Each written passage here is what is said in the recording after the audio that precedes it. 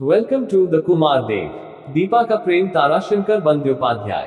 एक, यह मुझे पता था, कितनी बार मैंने कहा था, मगर कौन सुनता है। मैं क्या कोई आदमी हूँ कि मेरी बात सुनी जाए। अब हुआ, वही बात हुई ना।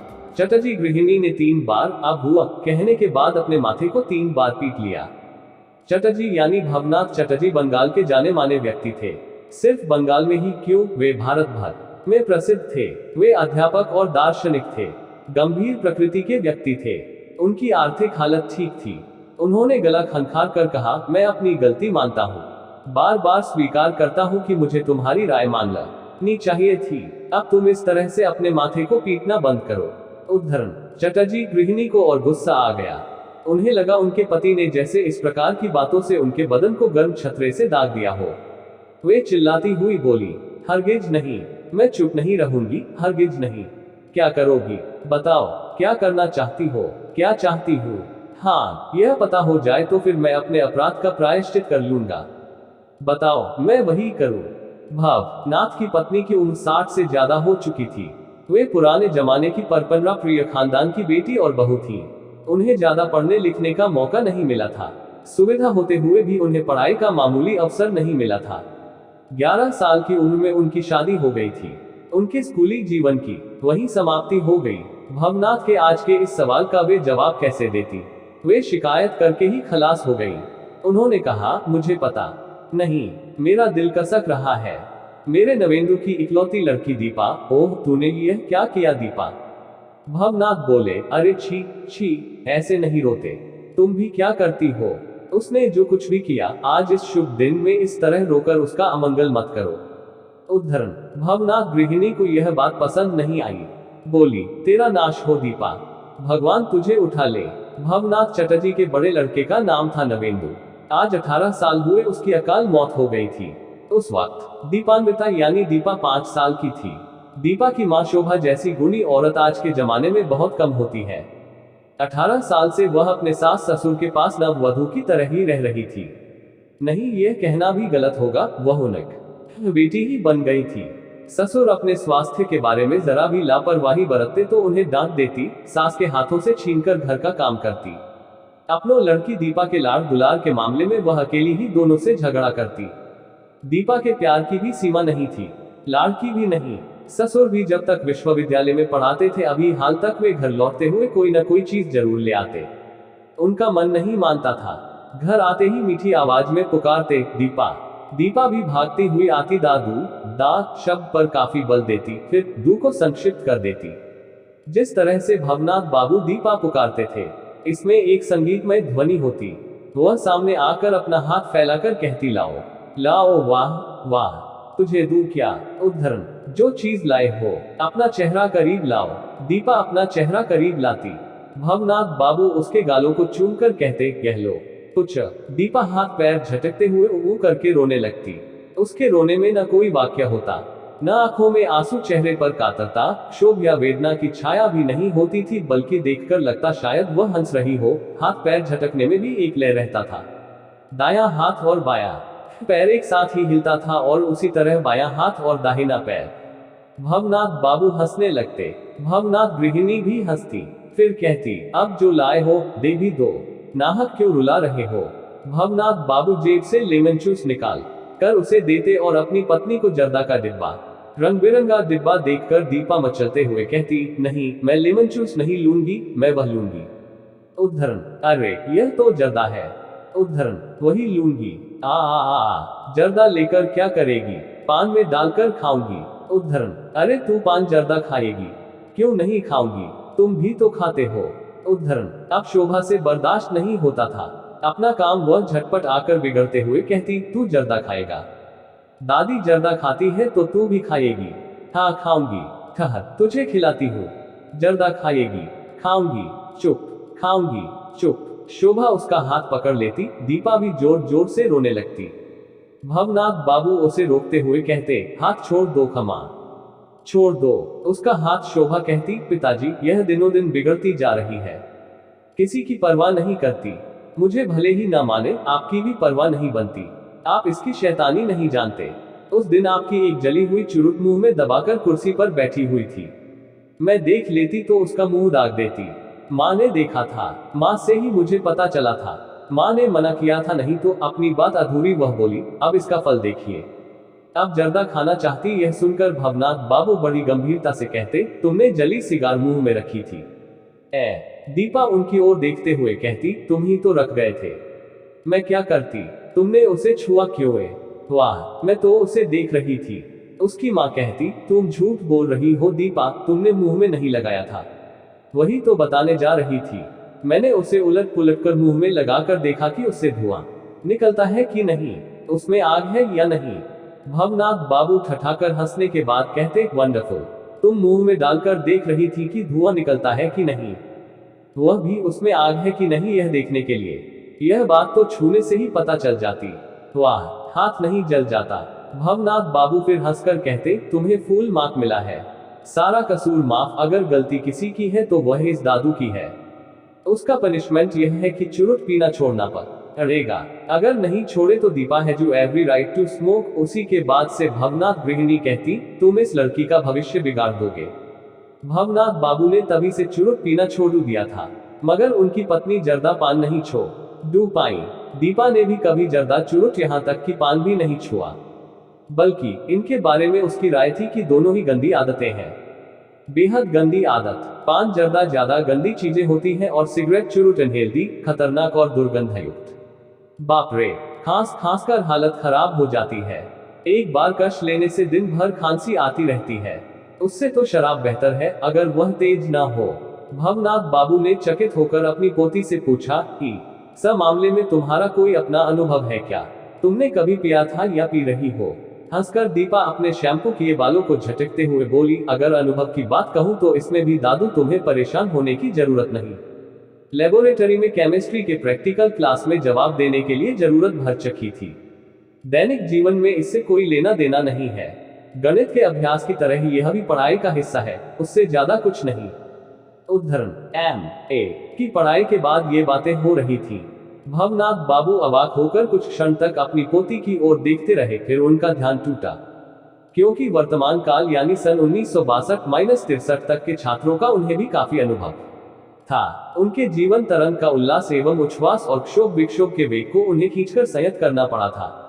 जीवन भर अपने काम में वे विशिष्ट माने जाते थे। अपना व्यक्तित्व भी उन्होंने अर्जित किया था, मगर उनको भी हार मानकर सिर झुकाकर वहां से चले आना पड़ा था। कॉलेज के अध्यक्ष के पद से करीब 8 महीने पहले वे सेवामुक्त होकर घर बैठ गए थे। दीपा ने उस समय MA की पढ़ाई पूरी ही की थी। वह भी घर में बैठकर संगीत, सिनेमा, साहित्य में अपने को व्यस्त किए हुए थी। उसी ने अपने दादा से कहा था, दादू तुम नौकरी छोड़ दो, तुम इनसे नहीं जीत सकते, तुम इस युग के आदमी नहीं हो।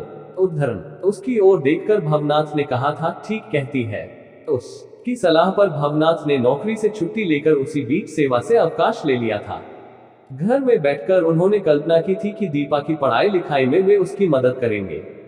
शायद अपने परिपक्व जीवन का रस से भरपूर बीज संपन्न फल भी उसे सौंप सकते हैं। उन्होंने आरंभ भी कर दिया था, लेकिन ठीक इसी वक्त दीपा का परीक्षा फल निकला। दीपा इतिहास में फर्स्ट क्लास पास करके अपनी सफलता की खुशी में लगभग 3 महीने तक घर से बाहर उन्मुक्त विचरती रही थी। भवनाथ बाबू उसकी इस हरकत पर वात्सल्य से हंसे थे, लेकिन दीपा की दादी यानी भवनाथ बाबू की पत्नी शंकित होकर उसका रास्ता रोककर खड़ी हो गई थी। उनके पीछे दीपा की मां शोभा भी थी। दादी ने विरोध करते हुए कहा था, इस तरह से घूमना फिरना, मस्ती करना ठीक नहीं है। तूने सोचा क्या है? तू सोच रही है कि MA पास करने के बाद तेरे पंख निकल आए हैं? दीपा हंसकर बोली थी, ऐसा होता तो मैं अभी आसमान में उड़ जाती। ऐसी कोई बात नहीं है, मुझे जाने दो, काम है। उद्धरण, दादी ने अपने पति की ओर देखते हुए कहा, मैं जाने कब से कह रही हूँ कि दीपा की शादी कर दो। पढ़ना लिखना भी हो तो शादी के बाद करे, लेकिन मेरी बात कौन सुनता है? लड़की तो अपने दादाजी के बाबे पर अपने को रानी लक्ष्मीबाई समझती है, अब रानी दुर्गावती बनना चाहती है। उद्धरण, नहीं दादी, मैं सिर्फ दीपा हूँ, दीपान्विता चटर्जी। लेकिन तुम मेरा रास्ता छोड़ दो, मैं इस तरह रह के जाने को अपना अपमान समझती हूँ, इसे मैं बर्दाश्त नहीं कर सकती। माँ ने पूछा, अपमान? अपमान की क्या बात हुई? तुम लोग मुझ पर अविश्वास कर रही हो। परीक्षा खत्म होने के बाद से आज तक मैं 50 बार सुन चुकी हूँ कि मुझे ख्याल रहे मैं लड़की हूँ। उद्धरण, तो लड़की नहीं है। पहले मैं इंसान हूँ फिर लड़की, और वह भी सिर्फ दुर्घटनावश। अब पहले का जमाना नहीं रहा। मिसेज भंडारनायके कुछ दिन आगे तक श्रीलंका की प्रधानमंत्री थी। श्रीमती कृपलानी अब भी यूपी रको चीफ मिनिस्टर हैं। इसलिए लड़की होने के कारण घर में रहना ही सबसे ज्यादा सुरक्षित है और यही कर्तव्य है, इसे मैं नहीं मानती। दादू से ही पूछकर देख लो। उद्धरण। दादू ने सिर झुकाकर जमीन की ओर देखते हुए कहा था, वही बात सोच रहा हूँ दीपा। तूने कुछ दिन पहले धूम्रपान और मदिरापान के बारे में जो कहा था, माफ करना दादू तुम्हें टोक रही हूँ। धूम्रपान या मदिरापान शब्द का प्रयोग मेरी उस दिन की बातों के संदर्भ में करना उचित होगा। मान लो बीमारी में किसी को ब्रांडी या अंडा लेना पड़े। काफी लोग ब्रांडी लेते हैं लेकिन उन्हें पियक्कड़ नहीं कहा जा सकता। उसी तरह इन दोनों का स्वाद जानन की भी अगर कोई कोशिश करता है तो उसे भी गलत नहीं ठहराया जा सकता। क्या तुमने इन दोनों शब्दों पर अनावश्यक जोर नहीं दिया? लेकिन दादू मुझे देर हो रही है, मेरे दोस्त इंतजार कर रहे हैं। उद्धरण। भवनाथ बाबू ने कहा था उसे जाने दो बहू माँ, और सुनो तुम भी रास्ता छोड़ दो। उद्धरण। रास्ता छोड़ दो देना पड़ेगा, नहीं तो शायद प्रवाह में तुम्हें भी बह जाना पड़ेगा। विष्णु के चरणों से उत्पन्न गंगा को ब्रह्मा ने कमंडल में रखा था। गंगा बूंद बूंद बढ़ते हुए जिस दिन उफना गई उस दिन उसने ऐरावत को भी बहा दिया था। उद्धरण। दादू तुम भी क्या खूब हो। यह सब पुराण बुरान मुझे ज्यादा अच्छा नहीं लगता, लेकिन तुम इतनी बढ़िया उपमा देते हो कि क्या कहूँ।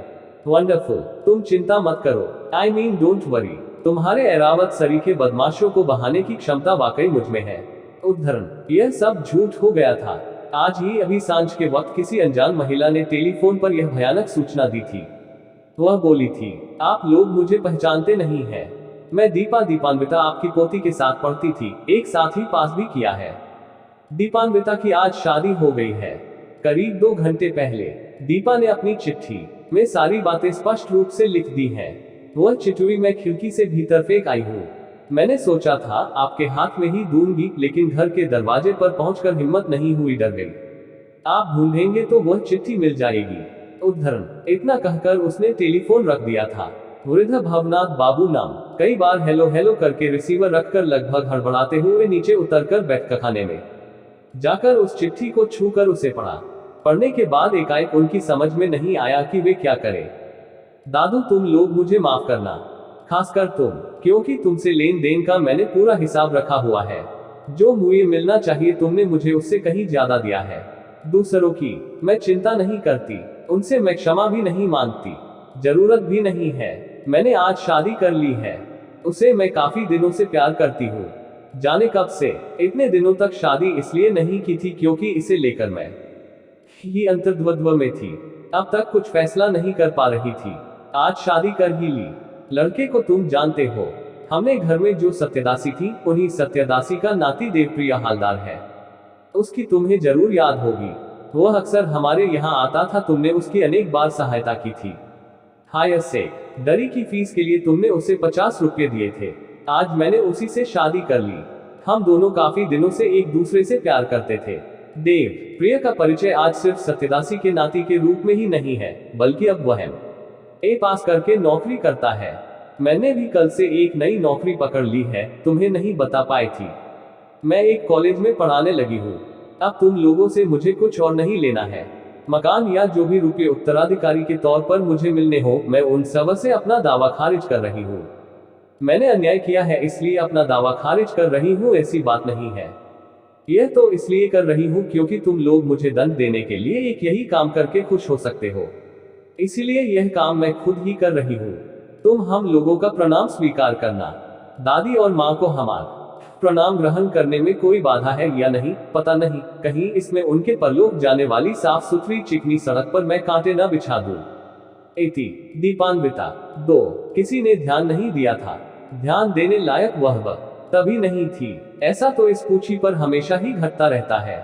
सत्यदासी उस घर की 24 घंटे की नौकरानी थी। भवनाथ बाबू के यहाँ ही उसने लगभग अपना अंतिम समय बिताया था। सत्य मर गई थी लेकिन सत्यन्यात्या नामक शब्द आज भी मौजूद है। भवनाथ गृहिणी अभी तक कहती हैं, सत्य तो चली गई लेकिन सत्यन्यात्या नित्य सत्य कर गई है। नित्य संत शब्द भवनाथ बाबू का ही था। वह भवनाथ गृहिणी के अंतर में बैठ गया था। सत्य जिस लत्ते से जूठी जगह साफ करती थी, उसे कभी धोती नहीं थी, अंततः कभी ऐसा नजर नहीं आया। भवनाथ बाबू की पत्नी इस बात को लेकर उसे झिड़कती थी, लेकिन सत्य उसे अनसुनी कर देती। वह चुपचाप अपना काम किए जाती। वह लत्ता बरामदे के किनारे पड़ा रहता था। जब भी कोई खाकर उठता, सत्य जूठी थाली उठाकर उस लत्ते से उस जगह पर पोंछा मारकर जूठी थाली लेकर बाहर निकल जाती। बरामदे के निर्धारित स्थान पर उस लत्ते को धपा से गिराकर टूटे बर्तन लेकर नल के नीचे रखाती। बहू की नजर पड़ने पर वह कहती, सत्य यह क्या कर रही हो? जूठी जगह इस तरह साफ हो गई। लेकिन कौन किसकी सुनता। सत्य रसोई के दरवाजे पर आकर रसोई से झगड़ा या बातें करने लगती। गृहिणी नाराज होकर चीखती, सत्य। इस बार सत्य गर्दन घुमाकर पूछती, क्या कह रही हो?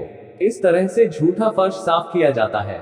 लत्ता तो खुद ही जूठा था, उसे धोया तक नहीं। उद्धरण, जूठन साफ करने वाला लत्ता भी भला कितनी बार धुलता है। अगर साफ करने बैठूं तो कितनी बार कचारंग, और तुम लोग भी मुझे लत्ते के लिए कितने कपड़े दोगी। लेकिन यह तो जूठा है। नहीं, जूठा कैसे हुआ? जूठन साफ करने पर वह जूठा नहीं हुआ पा। नहीं, मैं लत्ते का तड़के धोकर उस पर रोज गोबर छिट देती हूँ। गोबर देने से ही तो वह शुद्ध हो जाता है। भवनाथ बाबू सुनकर हंसते हुए बोले थे, उसका नाम है सत्य, और उसका लत्ता, वह तो एक साथ ही सत्य और नित्य वस्तु है। सत्यनित, यह लता, उससे पूरी दुनिया पवित्र और साफ हो जाती है। यह बात आपने ठीक कही बाबूजी। दिन रात जूठे का चक्कर, जब देखा तब जात चली जाने का डर, छूत का चक्कर, यह सब क्या है? बच्चा खाकर कपड़े में हाथ पोंछकर उठ जाता है। बाबू लोग दावत खाकर गिलास में हाथ डुबोकर रुमाल से हाथ पोंछकर उसे जेब में रखकर उठ जाते हैं। अगर ऐसी बात है तो फिर 6 पहनावे के शाल दुशाले सभी जूठे हो जाते हैं। लेकिन ऐसा नहीं होता। कौन यह सब कचारता है? जूठा समझो तो जूठा, नहीं तो नहीं। सत्य दखिन ही थी, 24 परगना की रहने वाली। जात की कावड़ा जोगी या ऐसी ही किसी जात की रही होगी, इस बारे में किसी ने जानने की जरूरत नहीं समझी थी। भवनाथ बाबू वगैरह सब कलकत्ता के निवासी थे। उस पर सन 1930 के बाद का समय था। छुआछूत, जात पात सब खत्म करने का जमाना आ गया था। इसके अलावा भी रसोईघर से कड़ाही कलछूल घर के कामकाज की दुनिया से बाहर आकर सम मानजनिक काम करेगी वातावरण में ऐसी हवा चलने लगी थी। घरेलू काम के लिए अब किसी भी जात की होने से काम चलने लगा था। यही प्रचलन में आ गया था। भवनाथ बाबू की गृहिणी की घर से बाहर नौकरी करने की न रुचि थी और न क्षमता ही। लेकिन घरेलू काम करने की भी रुचि और क्षमता दोनों ही नहीं थी। इसीलिए जात पात मानकर चलने से कोई लाभ नहीं था। एक सिर्फ काम करने वाली का चेहरा ही उन्होंने देखा था, जिसके हाथ का पानी पीने में कोई अरुचि न हो। सत्य का चेहरा बुरा नहीं था। इसके अलावा सत्य का एक और गुण था, वह विपत्ति के समय खूब सेवा करती थी। सत्य का दिल भी बड़ा कोमल था। वह सबसे प्रेम का व्यवहार करती थी। यह उसी सत्यबाला का नाती था। सभी को उसकी याद थी। एक 8-9 साल का काले रंग का स्वस्थ बालक जिसका नाम देबू था, उनके यहाँ आया करता था। वह अपनी नानी के पास ही आता। वह नानी के पास किताब के लिए या अपने कपड़ों के लिए रुपये लेने आता। सिर पर तेल, वह भी सरसों का, खूब चुपड़े होता। पहनावे में पेंट, बल्कि कहा जाए तो छींट का जांघिया और एक हाफ शर्ट होता।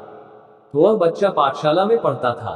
पढ़ने लिखने में होशियार था, लेकिन उसका बाप उसे किताब, कापी, लेट, पेंसिल, कपड़ों के लिए पैसा नहीं देता था। इसलिए उसकी माँ उसे अपनी माँ के पास भेज देती थी। माँ कलकत्ता में एक बाबू के यहाँ काम करती है। बाबू कॉलेज में मास्टर है, भले आदमी है। सत्य को भी खुराकी केल, वह हर महीने 5 रुपये मिलते थे। उसके रुपये खर्च नहीं होते थे, बचते ही थे। उन जमा रुपयों से वह 5-7 रुपये जो संभव होते नाती की पढ़ाई में खर्च कर देती। भवनाथ बाबू को वह लड़का अच्छा लगा था। वे हर साल दुर्गा पूजा के वक्त उसके लिए खाकी पेंट शर्ट, गंजी और सैंडल खरीदते थे। इसके अलावा स्कूल का सत्र शुरू होते समय किताब कापियां उसकी जरूरत के अनुसार उपलब्ध कराते। उस समय दीपा कितने साल की थी जब देबू पर पहली बार आया? उस वक्त उसकी उम्र 8-9 साल की थी। दीपा 5-6 साल की, 6 नहीं 5 ही, क्योंकि उसी साल दीपा के पिता नवेंदु की मृत्यु हुई थी। दीपा का लाड़ प्यार उस समय सावन भादों की अमावस्या की बड़ी नदी की तरह उफना उठा था। अपने पिता का अभाव वह न महसूस कर पाए। इस मनभेदी वियोग की असहनीय वेदना उसके मन को आहत न करे, इसलिए वह जब भी जो कुछ भी मांगती उसे दिया जाता, और न चाहते हुए भी उसे ढेर सारी चीजें लाकर द जाती, और वह भी सब महंगी महंगी। महंगे कपड़े, जूते से लेकर महंगे खिलौने, रेलगाड़ी, उड़ने वाला जहाज वगैरह ढेरों चीजें। सुबह से शाम तक वह कम से कम 6 बार अपना फ्रॉक बदलती। ढेर सारे खिलौनों के बीच बैठकर वह खा करती। उसके पास एक खूबसूरत सेथु लॉर्ड की गुड़िया थी, जिसे लिटाने पर वह आंख बंद कर लेती थी और उठाकर खड़ी कर देने पर वह की आवाज करके आंखें खोलती थी। उसे दूध पिलाने के लिए उसने उसके होंठ की जगह पर एक छेद कर दिया था और उसे वाकई सुतई या चम्मच से दूध भी पिला देती थी। देबू चकित होकर उसे देखता और दीपा के किसी भी आदेश के पालन में खुद को धन्य महसूस करता। सिर्फ खिलौने, कपड़े, जूते में ही दीपा का ऐश्वर्य सीमित नहीं था। उसके पास ढेरों चित्रों वाली किताबें भी थीं, भारतीय, विलायती, रूसी, अमरीकी, हर तरह की। इसके अलावा तस्वीर बनाने का सामान भी था, सुंदर कॉपी, रंगीन पेंसिलें, water colour box, brush, harmonica. उसके साथ खिलौना, बंदूक, पिस्तौल, क्या कुछ नहीं था। देबू ललचाए नजरों से इन सब को देखता, कभी कभी डरते डरते बड़े संकोच से इन्हें छूता, इन्हें हाथ में लेकर देखता। कभी दीपा उसके हाथ से छीन लेती, कभी कहती, लेगा, तुझे चाहिए, तुझे खरीद दूंगी, दादू से कह दूंगी वे ला देंगे। कभी कभी थोड़े समय के लिए वह एक आध चीज दे भी देती, कहती, ले, तुझे दे रही हूं, मगर बाद में उसे छीन भी लेती, मुझे लौटा दे। देबू सारे समय खामोश बैठा रहता। उससे अच्छी बात कही जाती तब भी खामोश रहता, बुरी बात कही जाती तब भी। सत्यदासी और भी 5 साल तक जिंदा रही थी। देबू इस बीच 10-12 बार आया होगा। आखिरी बार जब वह आया था तब वह 14-15 साल का रहा होगा। वह अपने गांव के स्कूल में कक्षा 7 में पढ़ता था। सत्यदासी का निधन हो गया था। उसके श्राद्ध के लिए वह अपनी मां को लेकर कुछ रुपयों की सहायता लेने आया था। हायर सेकेंडरी इम्तिहान के वक्त उसकी मां की चिट्ठी आई थी कि उसके पास देबू की फीस भरने के लिए रुपये नहीं है। रुपये न जमा करने पर देबू इम्तिहान नहीं दे पाता। भवनाथ बाबू ने रुपये भेज दिए थे, 50 रुपये। उनकी पत्नी ने एक एतराज किया था, मगर भवनाथ बाबू ने कहा, जब चिट्ठी आई है तो रुपये भेज ही दूं। जरा यह भी देखो, उसकी नानी नौकरानी का काम करती थी। उसके माँ बाप बेहद गरीब है। अगर उनका लड़का पढ़ लिख कर लायक बन जाए तो उसका कुछ पुण्य हम सबको भी मिलेगा। वह हर जगह तुम्हारा एहसान मानेगा। पत्नी ने इसके बाद कुछ नहीं कहा। दीपा भी खुश हुई थी और वह सीधा सादा लड़का भी हैरान हुआ था। और दादी, तुम्हें क्या बताऊं कि वह कितना सीधा और डरपोक था। वह सारे समय मुंह बाएं मुझे ही देखता रहता था। दीपा उस वक्त 9वीं पास करके 10वीं में गई थी। उसके बाद फिर सत्यदासी के नाती की खबर किसी ने नहीं रखी। इन भवनाथ बाबू की पत्नी माथा पीट कर रोने लगी। छी छी छी, सत्यदासी के उसी नाती के साथ वो आखिरकार उसमें उसे क्या नजर आया, उसे क्या मिल गया। उसने भी MA तक पढ़ाई की है, दीपा ने भी की है। न वह कोई डॉक्टर बैरिस्टर है, न कोई प्रेमचंद रायचंद। तब क्या है वह रूप, गुण, क्या है उसमें, उसे कौन सी सुंदरता नजर आई। 3 गाढ़े शहद जैसा रंग था देवप्रिय हालदार का। वह कम बोलता था, हरदम खामोश रहने वाला, या कहा जाए बेहद अहंकारी था। वह लगभग 6 फुट लंबा था, देखने में हष्ट पुष्ट था, तीखी नाक थी, आंखें कुछ छोटी थी लेकिन असाधारण रूप से तेज थी। सिर के बाल घने कड़े और सीधे खड़े रहते थे। सिर के बाल काफी छोटे कटवाने के कारण वे कटे धान के को की तरह खड़े रहते थे।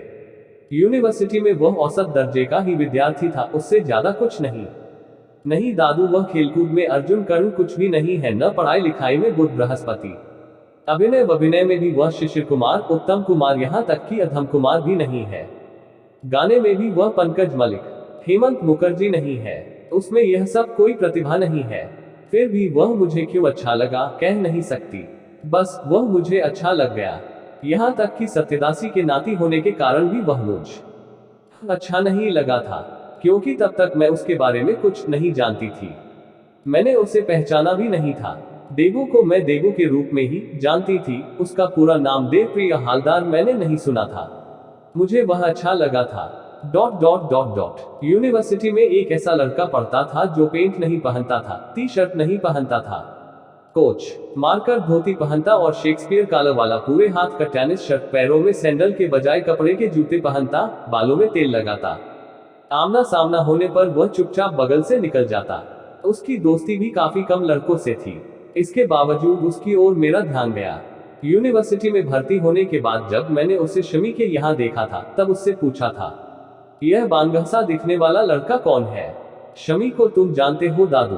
मैंने शमी को ही तुम्हें चिट्ठी देने भेजा था। उसी ने तुम्हें फोन किया था।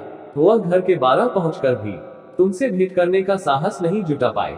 उसने तुम्हारे कमरे में चिट्ठी डालकर घर वापस लौटकर तुम्हें फोन किया था। हालांकि तुम जानते ही हो कि शमी कितनी प्रोग्रेसिव है, अपने घर में वह किसी की परवाह ही नहीं करती। शमी ने मुझे बताया कि वह उसके बड़े भाई के साथ पता है। नाम है देवप्रिय हालदार, हमारे भतीजों को पढ़ाने आता है, क्या तुमने उसे किसी दिन देखा नहीं? उद्धरण। भवनाथ बाबू ने दीपा का पता ढूंढ निकाला। उनके साथ वह, उनकी पत्नी और दीपा की मां शोभा भी गई। दीपा के साथ ही उनकी ये सब बातें हो रही थी। 2 कमरे का छोटा सा फ्लैट था। इयूबमेंट ट्रस्ट ने आम लोगों के रहने के लिए जो नए फ्लैट बनाए थे, मानिकतला नाले के स तरफ के उन्हीं फ्लैटों में से वही एक फ्लैट था। इसी में उसने अपनी गृहस्थी संवार ली थी। सामान के नाम पर बस थोड़ी सी चीजें थी। 2 सिंगल बेड तख्तपोश को एक दूसरे से सटाकर उसने डबल बेड बना लिया था। बिस्तर न ये थे, सस्ती लकड़ी की 4 मेजें थी। 2 मेजों को जोड़कर उस पर प्लास्टिक का टेबल क्लॉथ बिछाकर खाने की मेज बना ली गई थी और एक मेज ड्रेसिंग टेबल थी। दीवार से सटाकर उस मेज को रखकर उस पर एक आईना और प्रसाधन सामग्री रखी थी। एक मेज पर उनकी किताब कापियां थी। घर में एक काम करने वाली नौकरानी थी। रसोई वह खुद ही एक पकाती थी। दीवार पर उनकी कई तस्वीरें लगी थी। देखकर साफ लगता था यह मामला काफी दिनों से चल रहा था। बीज धीरे धीरे जमीन के नीचे से अंकुरित होकर बड़ा होकर पुष्पित पल्लवित हुआ था। भवनाथ बाबू दीपान्विता की इस नई गृहस्थी का रूप देखकर अवाक या हतवाक रह गए। इतने अभाव और दीनता के बीच दीपान्विता एक दिन भी बिता सकेगी, यह उन्होंने सोचा तक नहीं था। भवनाथ बाबू ने जीवन में कम नहीं कमाया था। उन्होंने सरकारी कॉलेज में लंबे समय तक पढ़ाया था, पूरे 40 साल तक। 40 साल पहले 150 रुपयों से उन्होंने शुरुआत की थी। इसके बाद उनकी तनख्वाह 1000 से ऊपर हो एक गई थी। इसके अलावा 1-2 छात्रों को भी वे पढ़ाते थे, राजा महाराजाओं के। इसके अलावा कुछ किताबें भी उन्होंने लिखी थी। वे बिकने वाली किताबें थी। उन्होंने अपना मकान बना लिया था। बाकी रुपये उन्होंने समझ-बूझकर अच्छे शेयरों में लगा दिए थे। आज भी किताबों और शेयरों से उन्हें 800-900 रुपये मिल जाते थे। उनके घर में दीपा ही उन सभी का भरोसा और आशा थी। उसे उन विलासिनी नहीं बनाया था। दीपा के प्रसाधन की मेज पर कभी रूज लिपस्टिक नजर नहीं आया था, लेकिन उसके कपड़े चाहे वे सफेद हो या रंगीन, वे कभी गंदे या फीके नजर नहीं आते थे। वह इतिहास की छात्रा थी, लेकिन उस कमरे में भवनाथ बाबू ने साहित्यिक किताबों का अच्छा खासा संग्रह सजा दिया था। दीपा को यामिनी राय गोपाल घोष के चित्र पसंद थे। उन्होंने खुद वे चित्र खरीदकर दीपा के कमरे में लगा दिए थे। उसे अच्छे रेकार्ड खरीद दिए थे। उसके कमरे में एक सुंदर सिंगल पलंग पर बढ़िया बिस्तर बिछा रहता था। इसके अलावा एक सिंगापुरी बेड का सोफा सेट भी था। अभी तक उसकी दादी अपने सामने उसे दोनों वक्त दूध पिलाती थी। वह मजबूरी में छोटी बच्ची की तरह बाप रे ग्रैनी तुम्हारे पांव पड़ती हूँ प्लीज प्लीज करके उछलती कूदती, कहती प्लीज ग्रैनी माफ करो, मैं इतनी मोटी हो जाऊंगी प्लीज। फिर भी वह बच नहीं पाती थी। उसकी दादी वैसे तो ठीक ठाक थी, लेकिन बिगड़ने पर शामत आ जाती। फिर तो वे दूध का गिलास नाली में उड़ेल कर भी शांत नहीं होती थी। गुस्से में वे दूध की पूरी कड़ाही ही उलट देती थी। मुंह फुलाकर वे एक तरफ बैठ जाती। उनसे किसी को कुछ कहने की हिम्मत नहीं होती थी। कुछ देर बाद किसी बहाने से फर्श पर उनका सिर पटकना बालू हो जाता। वे दीपा की गृहस्थी को खुद देखने आई थी और बेहद चकित होकर यह सोच रही थी कि इतनी तकलीफ में दीपा खुश कैसे है। किस बात ने उसे भुला लिया, किस आशा का फूल उसके मन में खिल गया। दीपा ने कहा, दादू, उसके रूप में मैंने एक शिष्ट और समर्थ व्यक्ति को महसूस किया है। मैं यह नहीं कह रही कि उसे मैं दुनिया का श्रेष्ठ पुरुष मानती हूँ। इस तथ्य से मैं परिचित हूँ। वह एक मामूली लड़का है। यूनिवर्सिटी में किसी रूप में भी लोकप्रिय नहीं था। उस तरह होना भी उसने नहीं चाहा था। फिर भी मुझे वह अच्छा लगा। मैं उसके प्यार में पड़ गई। उस प्यार में कोई चालू रोमांस नहीं था। शमिता के यहाँ मैंने उसे पहली बार देखा था। शमिता के बड़े भाई के साथ देवप्रिय पढ़ता था। उसके अभावों की बात तो तुम्हें बताने की जरूरत नहीं। वह तुम्हारे घर की सत्य सी नौकरानी का नाती है। हायर सेकेंडरी पास करने के बाद उसने इतिहास से ऑनर्स लेकर 2nd क्लास में पास किया था। MA पढ़ने की भी उसकी कोई कल्पना नहीं था। BA पास करने के बाद वह बारासात में एक हायर सेकेंडरी स्कूल में नौकरी करने लगा था। साल भर पूरे होने के पहले ही उसकी मां ने मरकर उसे मुक्ति दे दी। उसके बाप ने तुरंत दूसरी शादी कर ली। उसका एक छोटा भाई था। वह कक्षा 8 तक पढ़ने के बाद पॉलिटिकल लीडर बनने की ख्वाहिश में बहक गया। वह भी घर बार का मोह त्याग कर निकल गया। देवप्रिय स्कूल की नौकरी छोड़कर MA पढ़ने कलकत्ता चला आया। उसके बाप ने कहा था, मैं कानी कौड़ी नहीं दूंगा। जो कुछ जमीन जायदाद है वह भी तुम लोगों को नहीं मिलेगी। मैंने पढ़ा लिखा कर लायक बना दिया है, अब खुद कमा धमा कर खाओ। उसने शमिता के भाई के साथ यूनिवर्सिटी में नाम लिखा लिया। वह रोज बारासात से आता जाता था, सीधा सादा शर्मीले स्वभाव का। देवव्रत शमिता के भाई रंजित का बड़ा अनुगत था। रंजित पढ़ने लिखने में अच्छा था, इतिहास लेकर उसने प्रथम श्रेणी में BA पास किया था, लेकिन स्वभाव का बहुत चंचल था। ऐसा न होता तो वह स्टैंड कर सकता था। शांत औसत बुद्धि वाले देवव्रत ने रंजित से उसकी नोटबुक नकल करने के लिए मांगी थी। दोनों में परिचय का सूत्र यही हुआ, अनुग्रहित व्यक्ति के प्रति स्नेह हो ही जाता है। रंजित को भी उससे स्नेह हो गया था। इसके अलावा देवप्रिय में एक खूबी है, उसके हाथ की लिखावट बहुत अच्छी है। रंजित के नोट की वह नकल करता था, मगर दूसरों के नोट की भी नकल करके वह रंजित को देता था। स्कूल में नौकरी करके उसने थोड़े रुपए बचाए थे। उनके खर्च हो जाने के बाद उसे काफी दिक्कतों का सामना करना पड़ रहा था। उसकी कठिनाई का समाधान करने के लिए रंजित ने उसे अपने यहाँ अपने 2 भतीजों को यशन पढ़ाने का काम दिलवा दिया। वह रोज शाम को उन्हें पढ़ाकर बारासात लौट जाता। हम लोग उस वक्त कॉलेज में पढ़ते थे। यूनिवर्सिटी पहुंचने में अभी 2 साल की देर थी। मैं शमिता के यहाँ आया जाया करती थी, लेकिन यकीन करो दादू, साल भर तक वह मुझे नजर नहीं आया। शमिता को भी उसका आना पता नहीं चलता था। उसने कभी उसके बारे में मुझसे चर्चा भी नहीं की थी। देवप्रिय ने कभी शमिता की ओर आंख उठाकर देखा भी नहीं। शमिता ने भी उसकी परवाह नहीं की। साल भर बाद एक दिन यूनिवर्सिटी में यूनियन के किसी मामले में एक लंबे धोती कुर्ता के इस पहने युवक को रंजित के साथ देखकर मैं चौंकी। बालों में उसने खूब तेल लगा रखा था। मैंने शमी से पूछा, यह बेवकूफों जैसा नजर आने वाला कौन है रे? तेरे भाई के साथ घूम रहा है। उद्धरण शमी बोली, भैया के साथ पढ़ता है, भैया का चला है। नाम है देवप्रिय हालदार, मेरे दोनों भतीजों को पढ़ाता है। उसे हमारे यहाँ देखा नहीं। मैंने कहा, नहीं तो तूने कभी बताया नहीं? नहीं बताया, मुझे याद नहीं। अच्छा, यह वाकई ऐसा सीधा साधा है या कोई स्टाइल है? वाकई अल्पभाषी होना स्टाइल है या वह वाकई ऐसा है?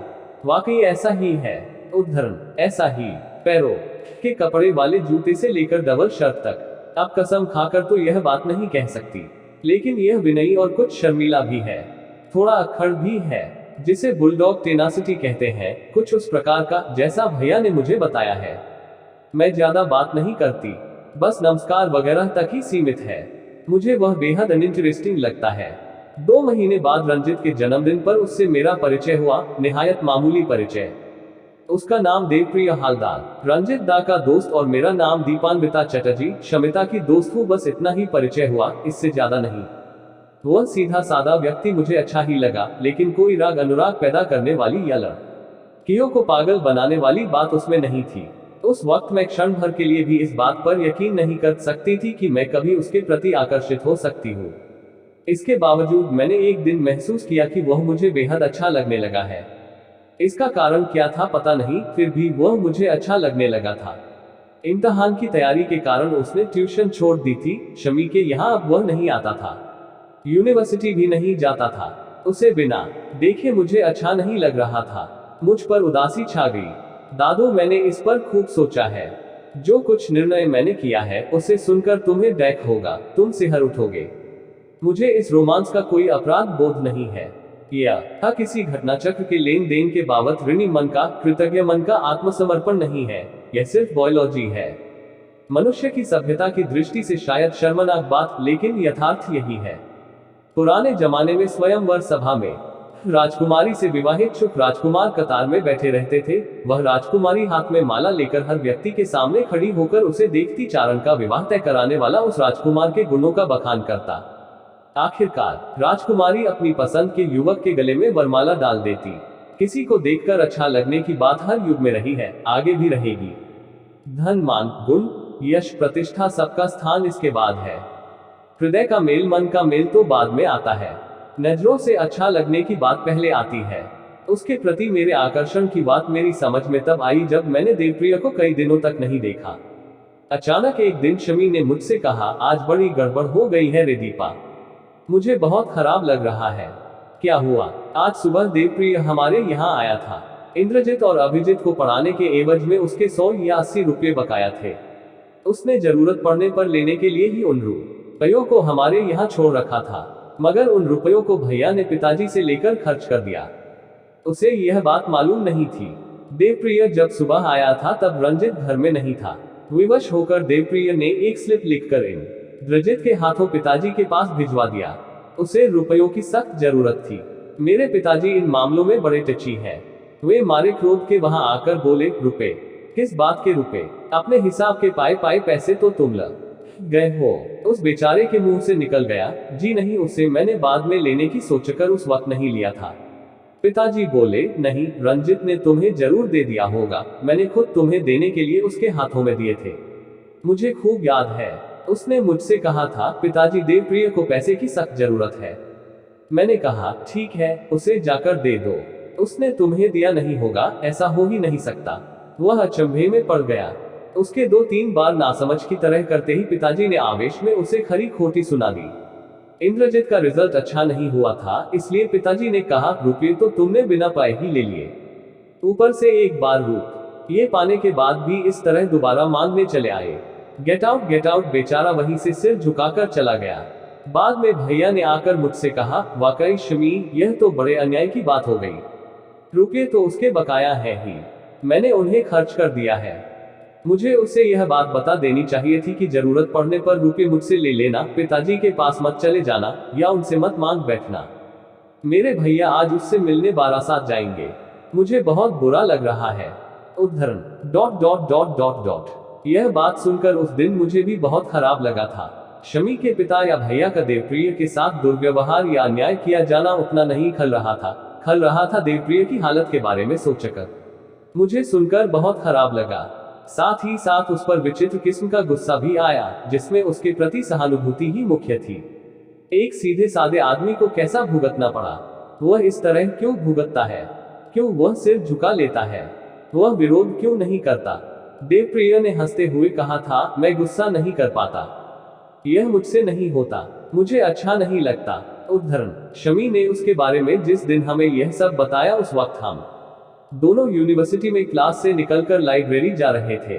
इसके बाद लाइब्रेरी से निकलकर शाम को शमी के यहाँ न जाकर मैं सीधे घर लौट रही थी। मेरी बस श्याम बाजार पंचमुहानी के मोड़ से बाग बाजार स्ट्रीट जंक्शन पार करके एक जगह रुक गई थी। तभी मैंने देखा कि थोड़ी दूर से एक आदमी लंबे लंबे डग भरता हुआ चला आ रहा है। उसका सिर एकदम तना हुआ था और उसकी चाल में जरा भी थकान नहीं थी। मुझे रानी रोड तक जाना था, लेकिन उसे देखकर मैंने अपने मन में उस क्षण एक विचित्र आकर्षण अनुभव किया, जिसकी उपेक्षा करके बस में बैठे रहना मेरे लिए असंभव हो गया। मैं बस से उतर गई और जरा ऊंचे स्वर में उसे पुकारा, देवप्रिय बाबू, देवप्रिय बाबू। वह चौंक कर रुक गया और इधर उधर देखने लगा। मैंने फिर पुकारा। इस बार उसकी नजरें मुझसे मिली। मैंने उसी क्षण सड़क के इस तरफ खड़े होकर महसूस किया कि सड़क के दूसरी तरफ खड़े देवप्रिय बाबू के चेहरे पर सा किसी ने टार्च की रोशनी फेंकी हो। मैं भी शायद शर्म से लाल हो गई थी। 4 दीपा कहते कहते रुक गया। इसके बाद हंसते हुए बोली, यही शायद सनातन स्थायी एक्सप्रेशन है दादू, एक दूसरे को देखकर खुश हो जाना, शर्मा जाना। तुम लोग जो बुजुर्ग लोग हो, तुम लोगों से प्रेमी या प्रेम की खबर जरूर छिपाई जाती है, लेकिन आज की मतलब सन 1960 के बाद की किसी कुमारी युवती के लिए रास्ते के लोगों के सामने अपने प्रेमी को देखकर शर्माने का कोई सवाल नहीं पैदा होता। खैर, हम दोनों ने ही अपने को संभाल लिया। बल्कि उस वक्त मैं थोड़ा चकित भी हुई थी, क्योंकि मैं उसे प्यार करती थी, यह तो उस वक्त भी बहुत स्पष्ट नहीं था। बल्कि मैं खुद चकित होकर सोच रही थी कि उसे बुला तो लिया, मगर बुलाया क्यों? उससे बात क्या करूं, यह भी नहीं सूझ रहा था। लेकिन उसके चेहरे पर क्षण भर के लिए जो रोशनी नजर आई थी, उसने मुझे बेहद पुलक से भर दिया था। उसने आकर बड़ी इज्जत से पूछा, आप मुझसे कुछ कहना चाहती है? मैंने कहा, हाँ, लेकिन कहूँ क्या? अचानक मेरे मुंह से निकला, आप अब कैसे हैं? कैसा हूँ? उसने बड़े शांत भाव से पूछा। शमी के पिताजी द्वारा किया गया अपमान आपने खामोशी से बर्दाश्त क्यों कर लिया? जरा भी विरोध नहीं किया? छी छी। उद्धरण वह सिर झुकाकर हंसा। मैंने कहा, उनसे पैसे अब आप मत लीजिएगा। उद्धरण बिल्कुल नहीं लूंगा, इसका फैसला मैं कर चुका हूँ। रंजित आपके यहाँ बारासात गया हुआ है। उद्धरण मुझसे उसकी यही भेंट हो चुकी है, उसे वहां जाना नहीं पड़ा। वह मुझे रुपये दे रहा था, मैंने नहीं लिए। रंजित के पिता ने अपने बच्चों के रिजल्ट के बारे में जिस तरह मुझसे कहा, उसके बाद ₹10 लेने का कोई मतलब नहीं है, लेना उचित भी नहीं होगा। मेरी रंजित से थोड़ी कहासुनी भी हो गई। उद्धरण, इधर कहाँ गए थे? जरा काम से गया था। क्या रुपये के लिए माफ कीजिए, यह पूछने का मुझे अधिकार तो नहीं है। नहीं, आप कुछ भी पूछ सकती हैं, सब कुछ आपके अधिकार में है। उद्धरण, मेरे मन में कुछ उमड़ने घुमड़ने लगा। दिल में एक विचित्र किस्म का बोझ सा महसूस हुआ। कुछ खटका, इसके कहने का आशय क्या है?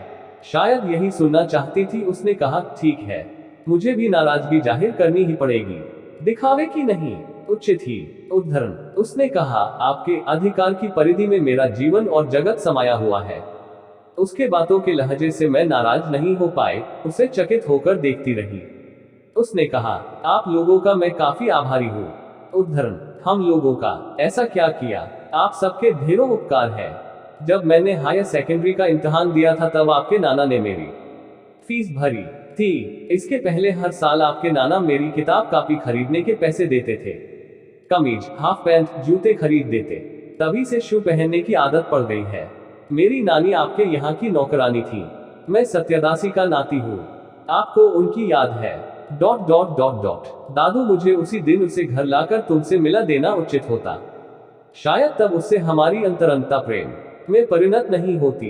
अंतरंगता को एक संकोचपूर्ण गोपनीयता की आड़ में न छिपाने से भी जैसे फिर प्रेम का अंकुर नहीं फूटता। दादू, शायद मैं भी उसे मन ही मन चाहने लगी थी, इसीलिए उसे तुम्हारे यहाँ न ले जाकर मैंने उससे कहा था, आप कल बेलेगेछे के परेशनाथ के बगीचे में आइएगा 12 बजे, मैं वहां मिलूंगी। आपको कितने रुपए चाहिए? बता दीजिए, ले आऊंगी। आपको कितने रुपए चाहिए? बता दीजिए, मैं ले आऊंगी। आप मुझसे रुपए लेने में कतई संकोच न कीजिए। अगर संकोच हो तो बाद में नौकरी मिल जाने के बाद मुझे चुका दीजिएगा। दूसरे दिन बेलेगेछे के परेशनाथ के बगीचे में मैंने उसे 150 रुपये दिए थे। इसके बाद हम दोनों कॉफी हाउस जाकर दिन भर साथ रहकर शाम को लौटे थे।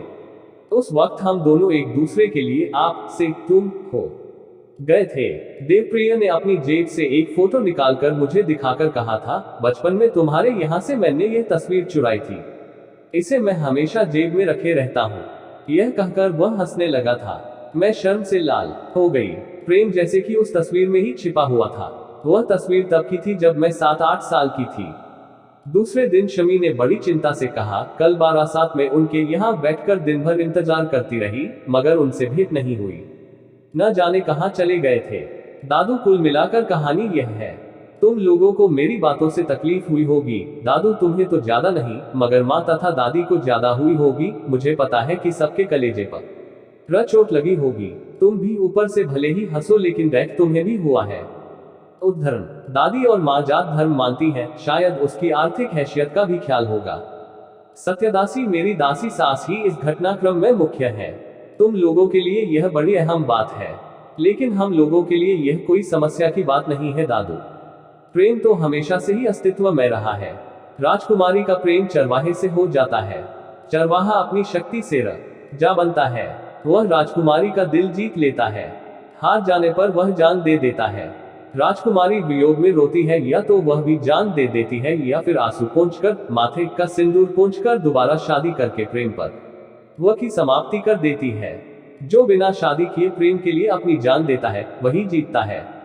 Dot dot dot dot. लेकिन आज का जमाना दूसरा है, वक्त भी अलग है। इस जमाने में अब किसी चीज की बाधा नहीं है। दादू, अब सत्यदासी का नाती होने के कारण उसे दोषी नहीं ठहराया ना सकता। वह ब्राह्मण नहीं है, इस बात से भी उसकी पात्रता में कोई फर्क नहीं पड़ने वाला। उससे मैं प्रेम करती हूँ, इसीलिए मैंने शादी की है। मैंने तो चिट्ठी में लिखा था। दादू, तुम सबको डकी करके मुझे भी कम डैक नहीं हुआ। आपकी जबान से भी यही बात कहती हूँ। डैक मैंने तुम सबको हमेशा ही पहुंचाया है, लेकिन अन्याय, पाप या अपराध मैंने जरा भी नहीं किया है। इसके लिए मैं तुम लोगों का तिरस्कार क्यों सहूं? भवनाथ बाबू स्तब्ध बैठे थे। थोड़ी दूर बैठी हुई शोभा दीपा की मां रो रही थी। भवनाथ बाबू की पत्नी पत्थर की मूर्ति की तरह बैठी हुई थी। दीपा ने फिर कहा, दादी कहेंगी ब्राह्मण की लड़की होकर सीता सावित्री के देश की कन्या होकर देवप्रिय से शादी करके मैंने महापाप किया है। मगर दादी, बुरा मत मानना, ब्राह्मण युग की बात उपध्यान से निकाल देनी पड़ेगी। जात पात भी अब कोई नहीं मानता। तुम हे पता है मैं भी नहीं मानती। तुम लोगों ने भी मुझे इसी तरह बड़ा किया है। लेकिन देखा जाए तो एक दृष्टि से मैंने सावित्री जैसा ही काम किया है, जिसे मैंने मन ही मन प्यार किया। दूसरी जात का होने के कारण उसे छोड़कर मैंने किसी और से शादी नहीं की।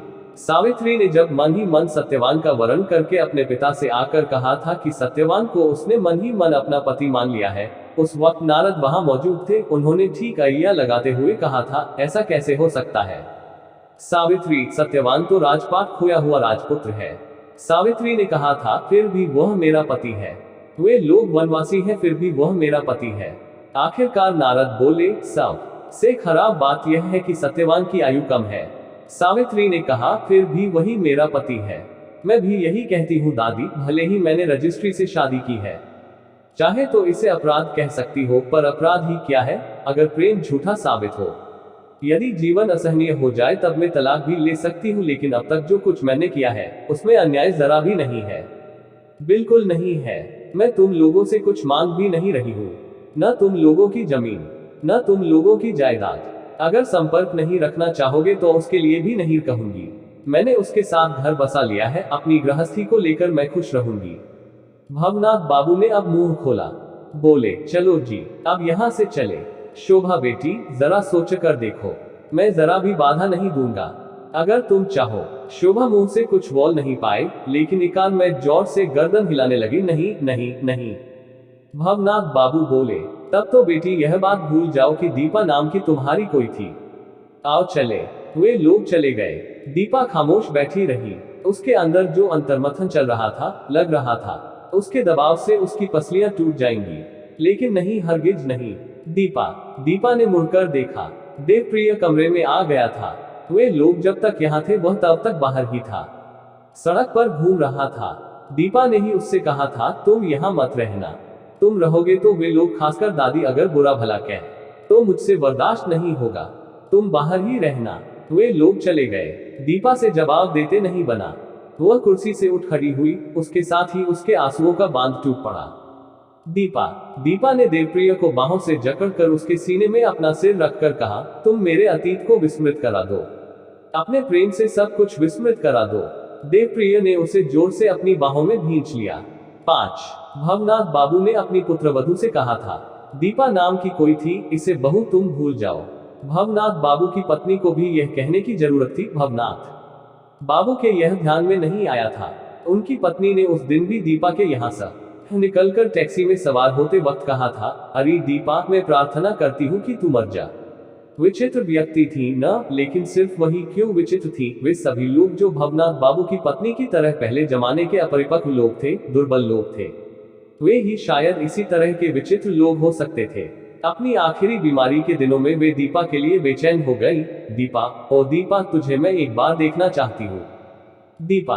2 साल बाद भवनाथ बाबू कलकत्ता काशी चले गए थे। वे वहीं रहने लगे थे। कलकत्ता से अपना संपर्क उन्होंने खत्म कर लिया था। अपना मकान बेचकर सारा रुपया बैंक में रखकर पति पत्नी अपने जीवन के बाकी दिन वहीं बिता रहे थे। पुत्रवधू शोभा अब उनके साथ नहीं रहती थी। वह अब एक गुरु का सहारा लेकर उन्हीं के साथ जगह जगह घूमती रहती थी। उस घटना के कुछ दिन बाद ही, लगभग 3 महीने बाद, शोभा अपने गहने और पति के लाइफ इंश्योरेंस के रुपए जो उसके नाम बैंक में फिक्स्ड डिपॉजिट थे, उन्हें लेकर एक दिन घर से चली गई। भवनाथ बाबू ने सोचा था शायद दीपा के आकर्षण के कारण शोभा वहीं चली गई होगी, लेकिन नहीं। उन्होंने पता लगाकर देखा कि शोभा वहां नहीं थी। शोभा दीपा की मां की उम्र 35-36 की थी। वह देखने में सुंदर थी, दीपा से कहीं ज्यादा सुंदर। दीपा आधुनिक जमाने की लड़की थी, थोड़ी कड़क और तेज पुरुषों की तरह। शोभा कोमल और संची थी, इसलिए भवनाथ बाबू उसके लिए चिंतित हो गए। लेकिन बाद में उन्हें खबर मिली कि शोभा अपने मायके चली गई थी। वहां उस वक्त उनके सन्यासी गुरु आए थे। उनसे दीक्षा लेकर अब वे गुरु के साथ ही घूमती थी। गुरु का बहुत बड़ा आश्रम था। वे पूरे देश में घूमते रहते थे। शोभा वहां प्रसन्न थी। उसने अतीत को भुला दिया था। निंदा करने वाले तरह तरह की बातें करते थे, उसे परवाह नहीं थी। सब कुछ रहने के बाद भवनाथ बाबू अपनी पत्नी को लेकर काशी में रहने लगे थे। अचानक भवनाथ बाबू की पत्नी ने खाट पकड़ ली। उन्हें अपनी पुत्रवधू को देखने की ख्वाहिश नहीं हुई, मगर दीपा को देखने के लिए वे तड़पने लगी। दीपा को एक बार दीपा को देखना चाहती हूँ, उसे बुला दो। भवनाथ बाबू से इनकार करते नहीं बना। उनका हृदय भी प्रतिदिन तूफान से लाए हुए बालू की तरह मरुभूमि बनता जा रहा था। निरंतर तृष्णा से उनका मन व्याकुल रहता था। पत्नी की उस कातर इच्छा की ध्वनि जैसे वहां प्रतिध्वनित होने लगी। उन्होंने दीपा के पते पर तार भेज दिया। साथ ही दीपा जिस कॉलेज में पढ़ती थी वहां भी टेलीग्राम किया। इसके अलावा जिन छात्रों को वे बेटों की तरह मानते थे और जो शिक्षा विभाग में काम करते थे, उन्हें भी चिट्ठी लिखी। उनमें दीपा के नाम चिट्ठी भी रख दी। उन्हें लिखा, मेरी पौत्री दीपा दीपालिता, जो अब हालदार हो गई है, वह हम लोगों की इच्छा के विरुद्ध शादी करके अलग गृहस्थी बसाकर हमसे अपना रिश्ता तोड़ चुकी है। मेरी पत्नी इस वक्त मृत्युशैया पर है। किसी तरह दीपा का पता लगाकर उसे यहाँ भेज दो। मेरी पत्नी की सांसें इतनी तकलीफ में भी सिर्फ उसी के लिए अटकी हुई है। आखिरकार दीपा आई। उस दिन अपराह्न बेला थी। एक टैक्सी आकर खड़ी हुई जिसमें से दीपा उतरी। टैक्सी का होने सुनकर भवनाथ बाबू खिड़की पर आकर खड़े हो गए। हाँ, दीपा ही तो थी। उन्होंने उसी क्षण एक नजर में दीपा को पहचान लिया। दीपा कुछ लंबी लग रही थी। लंबी हुई थी या दुबली हो गई थी, वे ठीक समझ नहीं पाए। वह अकेली ही आई थी, साथ में देवप्रिय नहीं था। वह खुद नहीं आया था, तीन या दीपा ने साथ आने से मना किया था। दीपा ने ही नहीं आने दिया होगा, यही हुआ होगा। मगर यह बड़े अन्याय की बात है। भवनाथ बाबू झटपट दरवाजा खोलकर बाहर निकल आए। उन्होंने अपने नौकर राम भरोसे को आवाज लगाई, भरोसे बाहर से सामान ले आओ। दीपा ने नजदीक आकर कहा, दादू। उसकी छुट्टी के नीचे हाथ लगाकर उसका चेहरा ऊपर करके भवनाथ बाबू उसे देखने लगे। उनके होंठ थर थर कांप रहे थे, आंखें आंसुओं से भर गईं। दीपा की आंखें भी भर आईं, लेकिन उसने मुस्कुराने की कोशिश की। दोनों ने ही अपने आंसू पोंछे। दीपा बोली, दादी कैसी है? तेरे लिए ही अब तक जिंदा है। बुढ़ापे की बीमारी है। ऐसे तो कुछ नहीं है, मगर कब क्या हो जाए कोई कह नहीं सकता। लेकिन तू देवप्रिय को साथ क्यों नहीं लाई? अकेली क्यों आई दीपा? क्या उसे साथ क्यों नहीं लाई? तूने क्या यह सोचा कि हमने तुझे बुलाया है, उसे नहीं? मैंने तो लिखा था। हाँ दादू। तो फिर तूने क्या सोचा? कुछ और? दादू कुछ कहते हुए रुक गई। तू उससे टेलीग्राम कर दे। उद्धरण, वह तो। दीपा का गला भर आया। दीपा अपना गला झाड़ कर दीपा बोली, दादू वह तो अब इस दुनिया में नहीं रहा। दीपा भवनाथ बाबू के गले से चीख निकल गई। वे थर थर करके कांपने लगे। दीपा उनसे लिपट कर बोली, दादू दादू। दीपा भवनाथ बाबू सिसक कर रोने लगे। आंसुओं के कारण उन्हें कुछ भी नजर नहीं आ रहा था। उन्होंने अपने आंसुओं के पर्दे को भेद करके दीपा को देखने की कोशिश की। हाँ, वाकई दीपा के शरीर पर सफेद काले रंग को और दूसरा रंग नहीं था। काला भी थोड़ा सा ज्यादा सफेद ही था। वह सफेद रंग जैसे आंसुओं के कुहासे में और सफेद नजर आ रहा था। उसके हाथ में चूड़ी और गले में एक पतला सोने का हार था। शायद इतने से ही किसी को विधवा नहीं कहा जा सकता था। लेकिन विधवा होने के बाद इससे ज्यादा गहने कोई नहीं पहनता, न उसके कपड़ों का इससे अलग कोई रंग ही होता है। वह लंबी नहीं, दुबली कमजोर हो गई थी। दीपान्विता मलान हो गई थी। दीपा विधवा हो गई थी। दादू, दीपा तुम दादी से मत कहना, मैं उसे नहीं बताना चाहती। उद्धरण, दीपा यह कब की बात है? 8 महीने होने को आए दादू। तूने खबर तक नहीं भेजी। उद्धरण, हाँ, खबर नहीं भेजी। उद्धरण, हम लोगों पर नाराज थी। तुझे लगता था, तुझे अभिमान हुआ था, वह भी अकारण, लेकिन उसे खत्म नहीं कर पाई थी। लेकिन तुम्हारे अभिशाप से ऐसा हुआ, यह मैं सोच भी नहीं सकती। यह तो एवसेड है। दीपा के चेहरे पर फीकी मुस्कान थी। उसकी अचानक मौत हो गई। वह इंटरव्यू देने दिल्ली गया था, मैं भी साथ गई थी। वहां हम लोग खूब घूमे फिरे। अचानक एक दिन उसका हार्ट फेल हो गया। उद्धरण, भवनाथ बाबू स्तब्ध हो गए। दीपा भी खामोश थी। वह उदास नजरों से सामने देख रही थी। भीतर से भवनाथ बाबू की पत्नी की आवाज आई, दीपा दीपा। दीपा जैसे चौंक कर जाग उठी। गहरी सांस लेकर बोली, दादू चलो, दादी बुला रही है। उद्धरण, साथ चलते हुए वह बोली, रंजित से मुझे माँ की खबर मिली। उसने कहा बहुत खराब बात उसने कही दादू। मतलब बहुत खराब ढंग से उसने कहा। बीस्ट, ब्रूट, मुझसे आकर कहने लगा, मैं तुम्हें प्यार करता हूँ। मैं बोली, मगर मैं नहीं करती। जिसे मैंने प्यार किया था उसे ही आज भी प्यार करती हूँ रंजित। मैं मानती हूँ कि इस दुनिया में धर्म, ईश्वर सब झूठ है, लेकिन प्यार झूठा नहीं होता। अगर एक बार किसी से प्यार हो जाए तो उसे छोड़ दूसरे से प्यार नहीं किया जा सकता। मैंने देवप्रिय से ऐसा ही प्यार किया था। उसे इसी तरह सारी जिंदगी चाहती रहूंगी। उसे भुला नहीं सकती, कम से कम इस वक्त तो यही लगता है। फिर वह थोड़ा मुस्कुरा कर बोली, रंजित ने मुझे व्यंग्य करते हुए मेरी माँ के बारे में बताया। कहा, ठीक है, अंत में अपनी माँ की तरह ही किसी बाबाजी की अचेली बन जाना। उसे मैंने भगा दिया। उसकी आवाज रूखी हो गई थी। उसने कहा, दादू, प्रेम से बड़ी, किसी को चाहने से बड़ी चीज और कोई नहीं होती। यही मधुरतम है, मिलन में मधुर, विरह में मधुर, हंसी में, रुदन में। जरा ठहरो दादू, मैं खुद को संभाल लूं। दादी से छिपाना होगा ना। अनुवादः Jitendra Bandopadhyay. Thank you watching. Like share subscribe.